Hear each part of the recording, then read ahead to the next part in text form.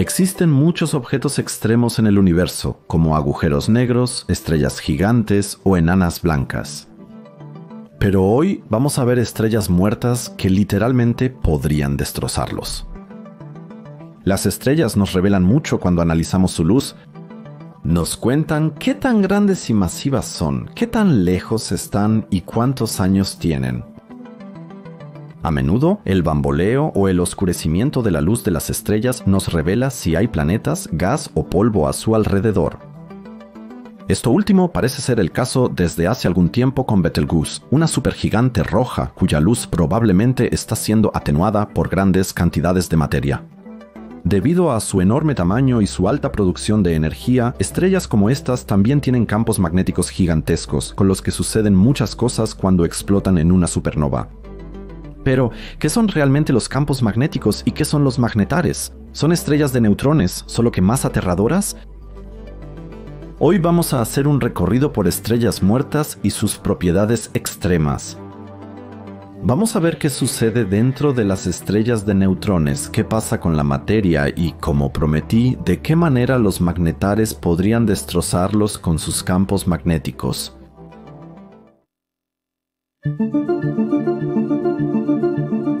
A principios del siglo pasado, el ingeniero Carl Jansky descubrió que toda la Vía Láctea está llena de radiación de radio. Pero él no sabía realmente qué estaba observando ni lo que eso significaba. Unos 50 años después, el astrónomo alemán Karl Otto Kippenhauer hizo un descubrimiento posterior que explicó la observación de Jansky. Campos magnéticos extensos se encuentran en la Vía Láctea, en la galaxia de Andrómeda y en prácticamente cualquier isla estelar del universo.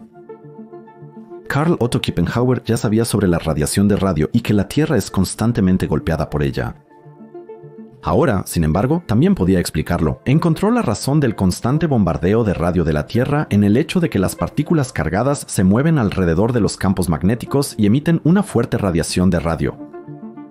Por lo tanto, la presencia de radiación de radio permitía deducir la existencia de campos magnéticos y viceversa. Con este descubrimiento, se le abrió a la astronomía la puerta a un campo espectral completamente nuevo y prometedor. Ahora los astrónomos podían captar estas ondas de radio y así observar objetos que, por ejemplo, provenían de regiones normalmente ocultas por gas y polvo y que no podían ser observados únicamente mediante observaciones convencionales del espectro visible. A partir de la intensidad de esa radiación, los astrónomos podían ahora sacar conclusiones sobre la intensidad del campo magnético y viceversa. Si un objeto, sin importar su tamaño, tiene un campo magnético fuerte, se puede observar mucho mejor en un radiotelescopio. Un radiotelescopio funciona de la siguiente manera. Tiene un gran espejo parabólico de metal. La radiación que viene del espacio es reflejada por el espejo parabólico y desviada de tal manera que los rayos se concentran en un punto focal. A este punto se le llama foco. La radiación concentrada de esta manera se convierte en señales eléctricas a través de una antena.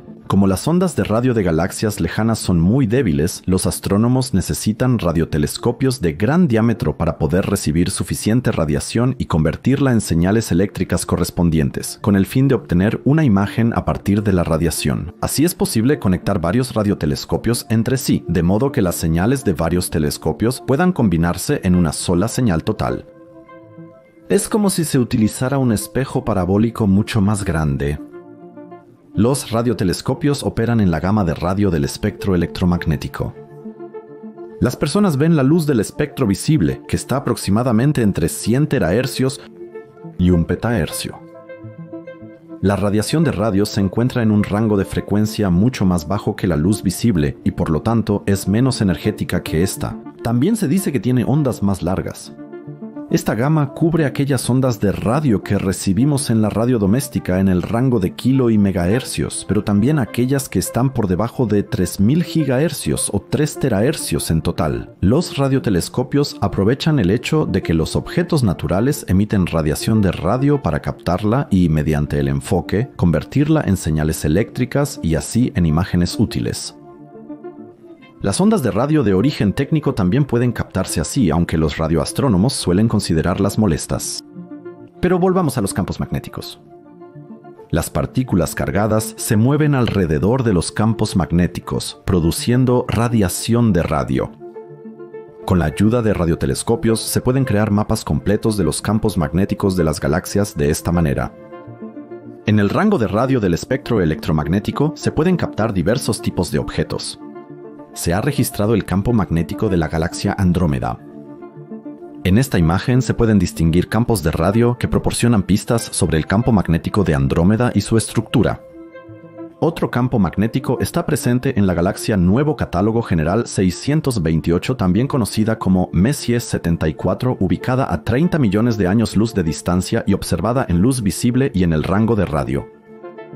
En cada espectro de observación se pueden detectar estructuras específicas que en el otro espectro son invisibles o apenas visibles. La actividad del centro galáctico se puede observar, por ejemplo, a través del resplandor en la imagen de la izquierda, que fue tomada en el espectro visible, mientras que a la derecha hay una imagen de radio en la que el centro galáctico activo aparece oscuro. Las áreas blanquecinas son líneas del campo magnético galáctico, que es especialmente fuerte en la región del centro. El campo magnético que se muestra aquí nos revela bastante sobre dónde la galaxia es más activa y cómo son los campos magnéticos que acompañan estas actividades. Zonas activas aquí significa principalmente estrellas gigantes, agujeros negros, estrellas de neutrones, grandes acumulaciones de gas y polvo que interactúan entre sí. Como los astrónomos entraron en una región hasta entonces desconocida del espectro electromagnético, esto les abrió la puerta a una clase completamente nueva de objetos, estrellas de neutrones, púlsares y magnetares. Las estrellas son objetos bastante extraños. Ahí la materia se agrupa y se vuelve tan densa en su centro que comienza la fusión nuclear del hidrógeno en helio. Este proceso ocurre en todas las estrellas del universo, en nuestro Sol, en las 3 estrellas del sistema triple Alpha Centauri, A, B y Próxima Centauri, y en todas las otras 200 a 400 mil millones de estrellas de la Vía Láctea. Pero ¿qué pasa con las estrellas gigantes? Son tan masivas que en su interior existen presiones y densidades mayores que en estrellas como por ejemplo el Sol. Una mayor presión, a su vez, significa que se puede fusionar más materia por unidad de tiempo. Normalmente, la materia en una estrella simplemente colapsaría. Sin embargo, gracias a la fusión nuclear y la energía liberada en el proceso, se genera una presión opuesta que contrarresta la gravedad. Detiene el colapso gravitacional. De esta manera, en las estrellas existe una lucha entre la gravedad y la presión nuclear opuesta, que puede durar muchos miles de millones e incluso billones de años en el caso de las enanas. El hidrógeno se formó en enormes cantidades justo después del Big Bang, junto con el helio. Es el principal combustible de la fusión nuclear, pero ¿qué sucede cuando las estrellas se quedan sin combustible? ¿Simplemente colapsan sobre sí mismas? No exactamente. Cuando las estrellas fusionan hidrógeno en helio, su núcleo se vuelve cada vez más denso, ya que se acumulan materiales más pesados en su interior. Cuando el núcleo ha superado cierta densidad y el hidrógeno en su interior casi se ha agotado, una estrella con suficiente... En estrellas como el Sol, después de la fusión de helio en carbono, no ocurre ninguna otra fusión. En el núcleo se acumula carbono y en algún momento una estrella como el Sol muere expulsando sus capas exteriores. ¿Qué ocurre en una estrella gigante con varias veces la masa del Sol? Aquí se fusionan elementos más pesados que el carbono, hasta el hierro como máximo. El hierro tiene un átomo muy pesado y grande en la tabla periódica de los elementos. Elementos aún más pesados no pueden fusionarse en una estrella gigante. Cuando hay suficiente hierro en el núcleo, la fusión nuclear eventualmente se detiene. La estrella colapsa, las capas exteriores se precipitan hacia el centro y el núcleo emite una gran cantidad de neutrinos. Estos chocan con las capas circundantes de material estelar y provocan una explosión estelar que puede verse incluso a muchos millones o miles de millones de años luz de distancia. La estrella muere en una supernova, pero volvamos rápidamente a los campos magnéticos. En el interior de las estrellas, el material se mueve y se produce fricción. Esto crea campos magnéticos. Todos los cuerpos celestes del sistema solar, incluido uno de los satélites de Júpiter, tienen un interior donde la materia se roza y así se crean campos magnéticos. Cuando una estrella gigante muere en una supernova y su núcleo no colapsa en un agujero negro, se forma una estrella de neutrones con un campo magnético enorme. Las estrellas de neutrones están formadas por parte de la materia original de la estrella predecesora, pero como máximo por 3 masas solares. Las estrellas de neutrones son extremadamente densas. El momento angular de la estrella gigante original se conserva en una estrella de neutrones, solo que en un espacio mucho más pequeño, y debido a que las estrellas de neutrones son tan densas, generan energías enormes y presentan campos magnéticos muy fuertes, son muy visibles en el rango de radio y de esta manera pudieron ser observadas muy bien con el descubrimiento de Kippenhauer. Las estrellas de neutrones son objetos increíblemente densos. Son los objetos más comprimidos del universo después de los agujeros negros. Normalmente tienen una masa de 1.1 a 2.1 soles. Sin embargo, esta masa está comprimida en un espacio extremadamente pequeño. Las estrellas de neutrones tienen un diámetro de aproximadamente 20 kilómetros y por lo tanto tienen el tamaño de una gran ciudad. Para visualizar la densidad de una estrella muerta así, considera esto. Si comprimiéramos el monte Everest y lo hiciéramos tan pequeño que cupiera en una cucharadita, tendríamos la densidad de una estrella de neutrones. Una cucharadita de esa materia pesaría varios miles de millones de toneladas. Una forma de estrella de neutrones son los pulsares, que giran extremadamente rápido y obtienen su energía de radiación a partir de la acreción, un campo magnético, o de su enorme energía de rotación. Todos los pulsares son estrellas de neutrones con un gran momento angular. Debemos imaginar que la rotación de una estrella gigante en realidad es muy lenta. Sin embargo, la rotación de una estrella de neutrones se acelera tanto que una vuelta de esta pequeña estrella muerta, en lugar de tomar varios días, dura solo unos segundos o fracciones de segundo. Esta conservación del momento angular también se puede llamar efecto pirueta. Cuando una roca gigante explota, el momento angular no se pierde en la nada, se conserva. Ahora solo ocurre en un espacio mucho más pequeño. Un efecto similar se puede observar en la pirueta de una patinadora o un patinador sobre hielo. Cuando alguien se prepara para girar en una pirueta, esa persona rota más rápido mientras más cerca acerque las piernas a su cuerpo. El momento angular inicial ocurre así en un espacio mucho más pequeño. La persona que hace la pirueta o la estrella gigante que se ha convertido en una estrella de neutrones conservan su momento angular y lo transfieren a un cuerpo mucho más pequeño. Debido a la rápida rotación, el campo magnético se curva fuertemente y se desvía del eje de rotación de la estrella de neutrones. La consecuencia de esto es que el púlsar genera lo que se llama radiación síncrotrón en 2 puntos opuestos, la cual es emitida en forma de rayos hacia el espacio y puede ser observada desde la Tierra. La densidad de flujo magnético determina la intensidad del campo magnético de una estrella de neutrones. Es una medida de la intensidad del campo magnético, expresada en teslas, entre otros aspectos. El campo magnético terrestre en Alemania tiene una densidad de flujo magnético de aproximadamente 10 a la menos 5, es decir, aproximadamente menos 100.000 teslas. Una mancha solar en el Sol tiene aproximadamente 0.25 teslas a gran escala. La mayoría de los objetos naturales tienen campos magnéticos a gran escala, mientras que los artificiales suelen ser más pequeños pero mucho más fuertes. Así que la mayor densidad de flujo jamás generada artificialmente fue de 2800 teslas. Sin embargo, el campo magnético de una estrella de neutrones es incomparable. El campo magnético a gran escala de una estrella de neutrones es de 10 a la sexta hasta 10 a la octava teslas. Esos son de 1 a 100 millones de teslas, y también es la razón por la que estas estrellas de neutrones pueden ser observadas tan fácilmente. Sus campos magnéticos increíblemente grandes y fuertes desvían muchísimas partículas, que luego pueden ser detectadas como radiación de radio con radiotelescopios. Por lo tanto, las estrellas de neutrones son fuentes muy potentes de radiación de radio. Como los pulsares giran muy rápido, el campo magnético resultante también es muy grande y fuerte. Una estrella de neutrones gira de esta manera varias veces en un segundo, y un pulsar lo hace aún más rápido que una estrella de neutrones normal. ¿Pero qué son los magnetares? ¿Son realmente estrellas de neutrones tan aterradoras que podrían destrozarnos? Viajemos ahora a los objetos más extremos del cosmos que no son agujeros negros. ¿Pero qué sucede si una estrella de neutrones proviene de una estrella gigante que ya tenía un alto momento angular y un campo magnético fuerte antes de explotar como supernova? Una estrella así también muere en una supernova, queda una estrella de neutrones y entra en juego el efecto de la pirueta.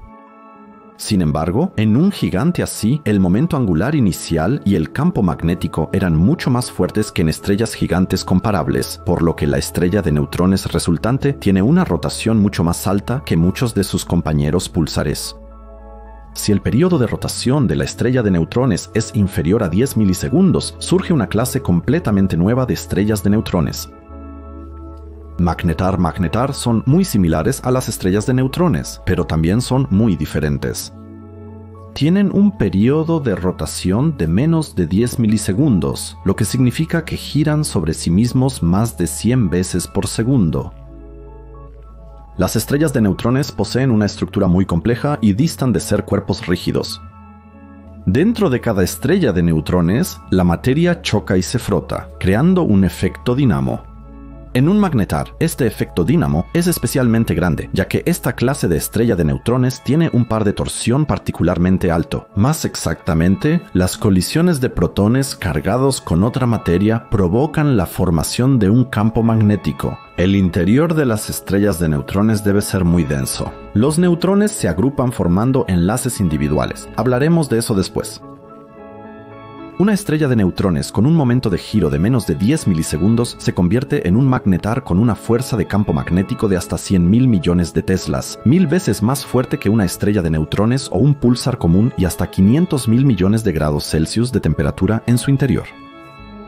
Durante la formación de un magnetar ocurre un llamado efecto dinamo, que convierte la enorme energía cinética de la rotación en energía de campo magnético en cuestión de segundos. A esto se suma el campo magnético ya de por sí fuerte de la estrella original, es decir, la estrella gigante de la que surgió la estrella de neutrones, de modo que se crea un objeto que posee un campo magnético con una fuerza de 10 a la 11ª potencia, o como ya mencioné, 100.000 millones de teslas. Este campo magnético es tan fuerte que puede alterar la estructura del propio vacío cuántico. Por vacío cuántico se entiende el estado de energía más bajo, es decir, el estado de vacío de la física cuántica. El requisito para esto es que haya una cantidad insignificante o nula de partículas dentro de una determinada región del espacio-tiempo para que la energía pueda alcanzar su estado cero. Los magnetares, con su campo magnético enormemente fuerte, pueden cambiar este espacio libre de materia de tal manera que actúe como un medio birrefringente. La birrefringencia se refiere a un fenómeno en el que un rayo de luz, al pasar por una región de espacio-tiempo como esta, se divide en dos rayos de luz que, después de la separación, se propagan a diferentes velocidades de la luz.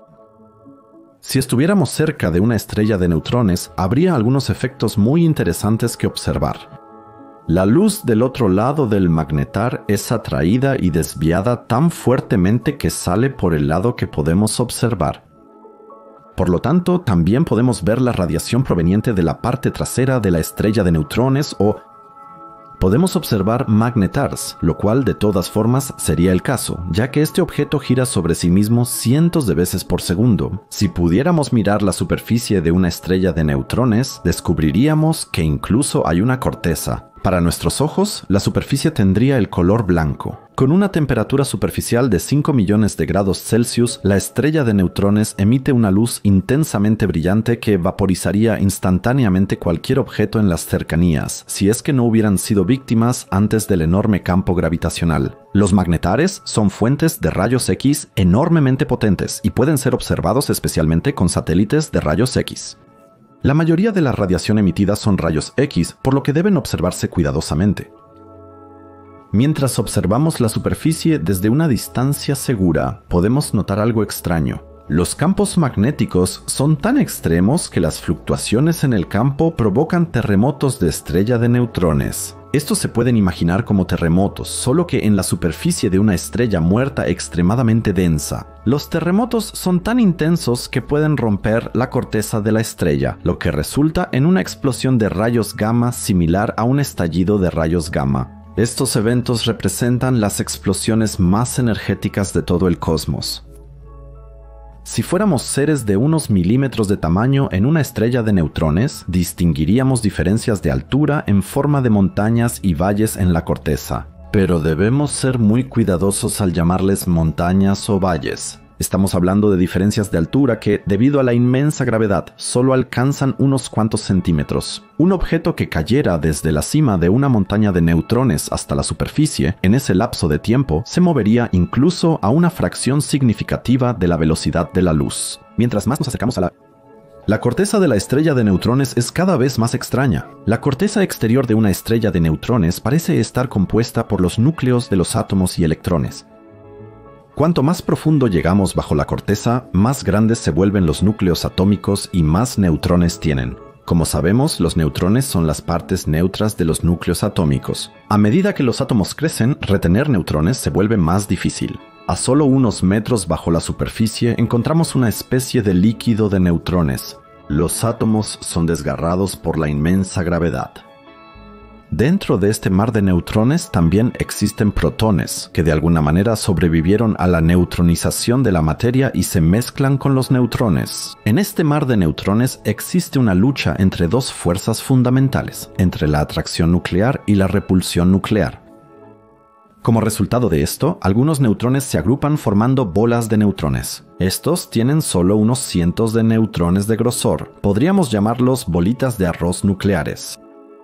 Si vamos más profundo en la estrella de neutrones, estas bolitas se juntan y forman una pasta de neutrones alargada, parecida a los espaguetis. Pero si vamos aún más profundo, los espaguetis se convierten en capas de estofado de neutrones. Si vamos aún más profundo, el estofado de neutrones se transforma en una enorme bola de neutrones. Ahora hemos llegado al núcleo externo, que se encuentra debajo del estofado de neutrones. Aquí encontramos una capa de neutrones y protones superconductores. En el núcleo interno de la Tierra, bajo una presión inmensa, podrían formarse partículas extrañas. Existir materia. Se trata de una forma de materia compuesta por quarks extraños. Este tipo de materia no existe en ningún otro lugar del universo y los físicos apenas conocen sus propiedades. Regresemos al campo magnético. Si una persona estuviera a solo 600 kilómetros de un magnetar y mágicamente sobreviviera a la inmensa gravedad, aún así no la pasaría nada bien. El campo magnético es tan increíblemente fuerte incluso a esa distancia que destrozaría a una persona átomo por átomo, porque las partículas en nuestro cuerpo también son influenciadas por los campos magnéticos. El campo magnético de un magnetar no solo haría que una persona u otros objetos cercanos simplemente desaparecieran. Debido a su inmensa fuerza, cambiaría la forma misma de los átomos. El campo magnético los estiraría, haciéndolos cientos de veces más largos de lo que serían sin ese campo magnético. Pero incluso a una distancia, digamos, como la de la Luna a la Tierra, el campo magnético de un magnetar sería suficiente para borrar datos sensibles de computadoras o la información en la banda magnética de tu tarjeta de crédito. Los astrónomos han descubierto miles de estrellas de neutrones, de las cuales aproximadamente 3000 son púlsares. Pero de estos, solo hay 34 magnetars. Los astrónomos estiman que solo una de cada 10 estrellas de neutrones se convierte en magnetar. ¿No debería haber alrededor de 300 magnetars entre los 3000 púlsares? Bueno, la rareza de estos objetos podría estar relacionada con que los magnetars no existen por mucho tiempo y se convierten muy rápido en púlsares. Los astrónomos saben eso gracias a un motor reducido. En cuanto la rotación de los magnetars se desacelera, se convierten en púlsares, ya que entonces también disminuye la intensidad de su campo magnético. Y al parecer, el par motor de los magnetars disminuye muy rápido dentro de un cierto periodo de tiempo. ¿Qué tan aterradores pueden ser los magnetars que ya se han encontrado? Lo veremos ahora con el magnetar Chandra X-Ray Observatory Unregistered Theta 1647102455516.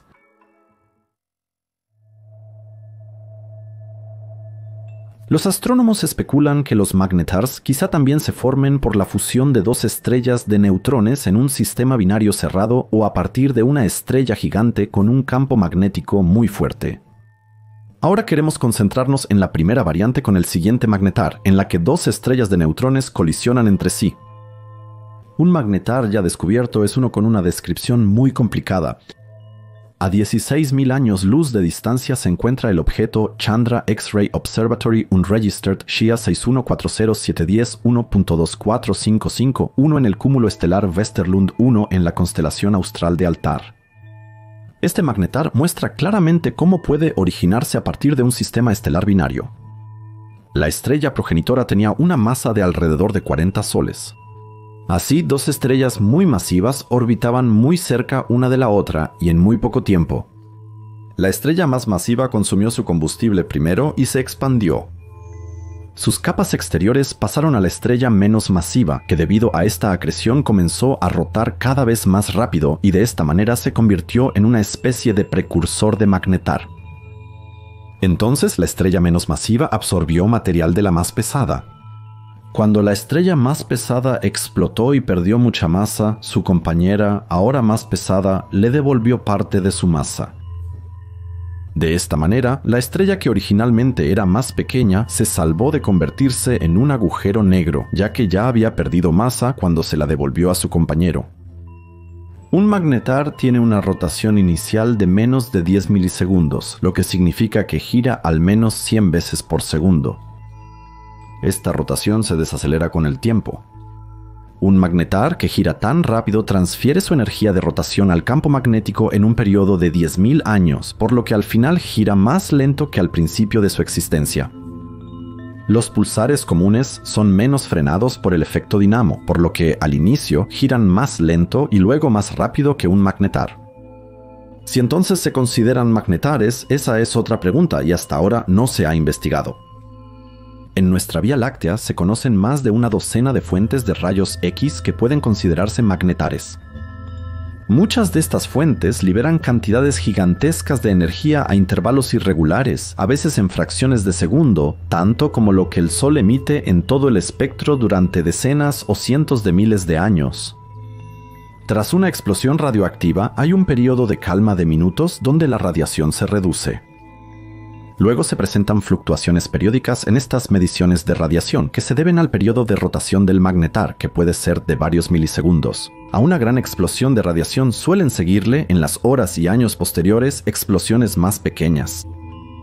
Después de varias observaciones detalladas, los astrónomos descubrieron que estas explosiones de radiación se parecían mucho a los terremotos terrestres, por lo que se interpretaron como rupturas en la corteza exterior de un magnetar. Esos son los terremotos de estrellas de neutrones de los que ya hemos oído hablar. Sin embargo, una de estas explosiones eclipsa todo lo que se había observado antes. Fue la número 27. El 27 de diciembre de 2004 a las 22 horas, 30 minutos y 26 segundos. Los astrónomos registraron una inusual explosión de radiación en la Vía Láctea. Un probable magnetar llamado Soft Gamma Repeater 1806-20, a varias decenas de miles de años luz de la Tierra, se hizo notar porque se midió una cantidad de radiación muy por encima del promedio. La cantidad y potencia de radiación gamma que llegó a la Tierra superó durante 0.1 segundos incluso la de la luna llena. Debido a esta potencia de radiación, los científicos pudieron hacer la siguiente afirmación.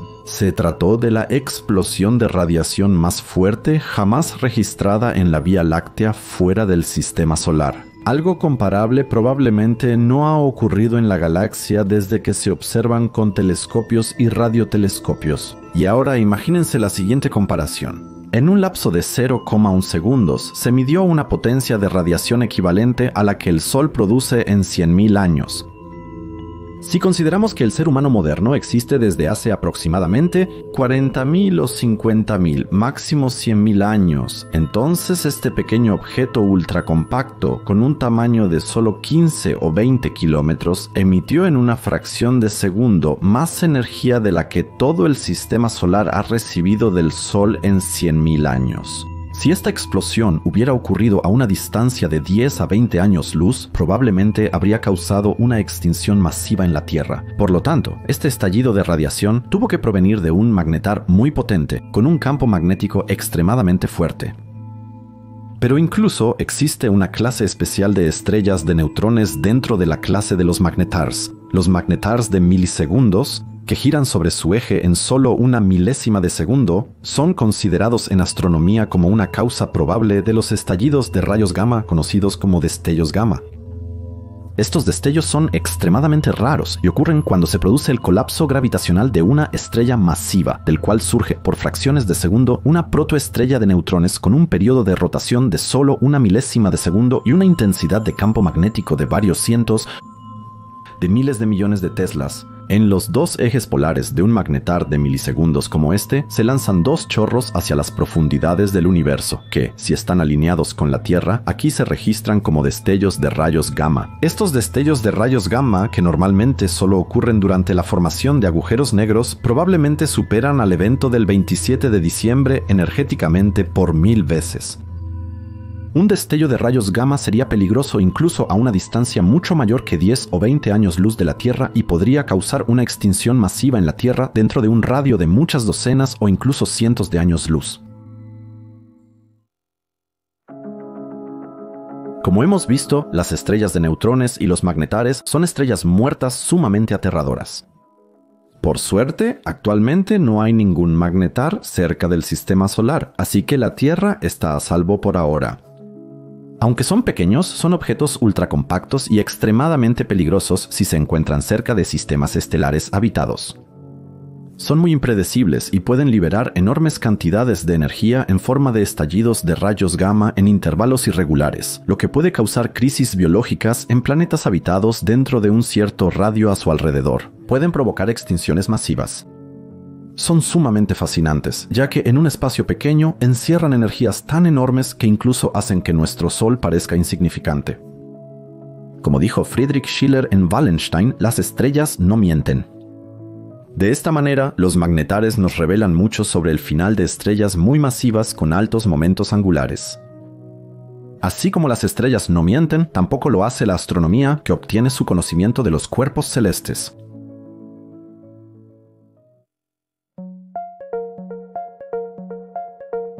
A partir de ahora, cuando les haya preguntado en Twitter o YouTube, responderé a sus comentarios o preguntas. Me gustaría saber qué dudas tienen sobre los magnetares antes de empezar.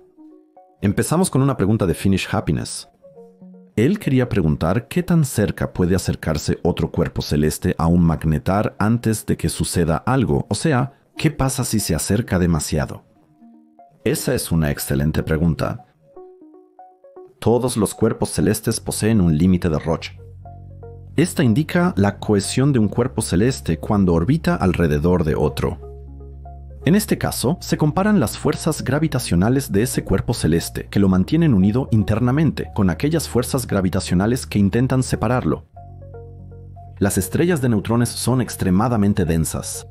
Un cuerpo celeste como la Tierra, si estuviera muy cerca de una estrella de neutrones, sería rápidamente desintegrado en pequeños pedazos si las fuerzas magnéticas enormes no lo hubieran pulverizado antes. Pero, paso a paso, si colocáramos la Tierra, por ejemplo, a 10.000 kilómetros de una estrella de neutrones, sería destrozada en pedazos. Las enormes fuerzas gravitacionales de la estrella simplemente desgarrarían la Tierra. Incluso a 173.000 kilómetros de distancia, nuestro planeta aún sería triturado y molido en pequeños grumos de polvo. A una distancia de aproximadamente, sin embargo, a 2 millones de kilómetros, al menos según la simulación, nuestro planeta sobreviviría, aunque estaría expuesto a enormes fuerzas de marea y se calentaría a temperaturas muy altas. Alligator Loki pregunta, ¿qué pasa si una nave espacial se acerca demasiado a un magnetar? Bueno, lo mismo que con la Tierra, esa nave espacial sería destrozada. Pero incluso antes de eso, los fuertes campos magnéticos del magnetar simplemente desintegrarían la nave espacial. La nave espacial también tiene un cierto límite de Roche. ¿Cuándo será destrozada? Depende de su densidad y del tipo de construcción. Una nave espacial estable podría aproximarse más que una construida inestablemente. Por ejemplo, una nave espacial Enterprise probablemente podría acercarse mucho más a un magnetar que, por ejemplo, la sonda Voyager. Sin embargo, a ambas les aguardaría el mismo destino si se aproximaran en exceso. Y aquí volvemos a la pregunta de Pedro Gaussi. Él quiere saber si hay varias etapas previas a un agujero negro y cuál de ellas es el magnetar. Además, quiere saber si el púlsar es más masivo o si su densidad difiere de la de un magnetar. Pedro, tu pregunta me ha hecho reflexionar mucho, en el buen sentido. Como se mencionó en el video, tanto los pulsares como los magnetares son nombres para estrellas de neutrones que se distinguen por su momento angular o por la fuerza de su campo magnético. En general, todas las estrellas de neutrones tienen una densidad similar. Así que un magnetar no es más denso que un púlsar, ni un púlsar es más denso que una estrella de neutrones normal. Sin embargo, puede que tengan diferentes masas. muchos magnetares hallados poseen periodos de rotación de 1 segundo o más. Es decir, son magnetares que ya se han desacelerado considerablemente y que incluso giran más lento que los pulsares. Sin embargo, si aún son magnetares y sus enormes campos magnéticos se debilitan, es una cuestión totalmente distinta. Lamentablemente, no encontré nada al respecto. Responderé tu primera pregunta y la de Benjamin Klein. Aparte de los agujeros negros, nada se conoce más denso que una estrella de neutrones. Los astrónomos se preguntan si antes de los agujeros negros podría haber objetos más compactos que las estrellas de neutrones, como las estrellas de quarks. En teoría también son el producto de una supernova llamada también quarknova y supuestamente son tan densas que los neutrones en su interior pierden su identidad y se formaría un plasma de quarks y gluones. Existe un límite superior de masa para las estrellas de neutrones, conocido como el límite de Tolman-Oppenheimer-Volkow. Se encuentra en aproximadamente 2.17 masas solares. Si una estrella de neutrones supera este límite, colapsa en un agujero negro. Pero si consideramos las estrellas de quarks, podría ocurrir esto. Cuanto más se acerque una estrella de neutrones al límite de 2,17 masas solares, más grande sería la esfera de plasma de quarks y gluones en su interior. Los astrónomos sospechan que el púlsar J0250+6649 a 10.000 años luz podría ser una estrella de quarks. Este surgió de aquella supernova que fue observada por astrónomos chinos en el año 1181. Su luminosidad es 16 veces menor en comparación con otros púlsares jóvenes. Así, algunos astrónomos sospechan que podría haber una estrella de quarks en el interior de este púlsar. Espero haber respondido satisfactoriamente a sus preguntas.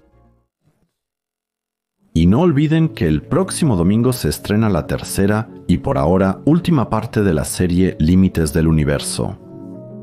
Pero no se preocupen, sin duda seguiré con esta serie más adelante. Escriban sus ideas para Límites del Universo en los comentarios. Si es posible, incluiré los temas y los llevaré a otro video. Hasta luego, cuídense y vivan mucho tiempo y en paz. Adiós. Subtitulación de ZDF 2020.